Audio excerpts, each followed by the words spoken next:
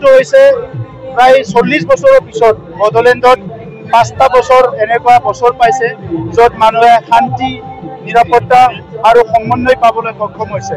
UPPL model of politics যেটো UPPL মডেলৰ ৰাজনীতি ইয়াত আমাৰ টাৰ্গেট আছিলে যে বড়োলেণ্ডৰ 35 লাখ জনসাধাৰণক শান্তি ঘূৰাই আনিব দিব লাগে,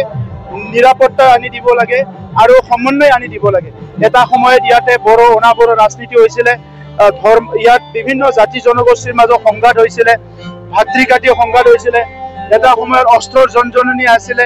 আৰু এই গোটেইবিলাক শেষ কৰি 2020 চনত যেতিয়া আমাৰ চৰকাৰ আহিল ইয়াৰ পিছত এই 5টা বছৰ বহুত শান্তিৰে লোক আমাৰ বড়োলেণ্ড ৰাইজে 26টা জনগোষ্ঠীয়ে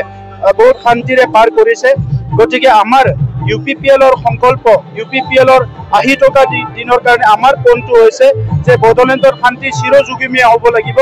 আৰু এই যাত্ৰা এই সংগ্ৰাম আমি কন্টিনিউ কৰি যাম যেতিয়ালৈকে বড়োলেণ্ডত আমি এটা জেনেৰেশ্যন কমচে কম 25টা বছৰ শান্তি আৰু সম্প্ৰীতি আমাৰ মাজত নাথাকে তেতিয়ালৈকে আমি সদায় এই শান্তিৰ কাৰণে কথা কৈ যাম, সম্প্ৰীতিৰ কাৰণে কথা কৈ যাম। বড়ো অনাবড়ো যেটো ৰাজনীতি ধৰ্ম ভেদাভেদ ৰাজনীতি ইয়াৰ বিপক্ষে আমি মাত মাতি যাম আৰু সমাজখন মৰম স্নেহ বিশ্বাসৰ এনাজৰীৰে বান্ধি পেলাই আগবাঢ়ি যাবৰ কাৰণে আমি কাম কৰি থাকিম।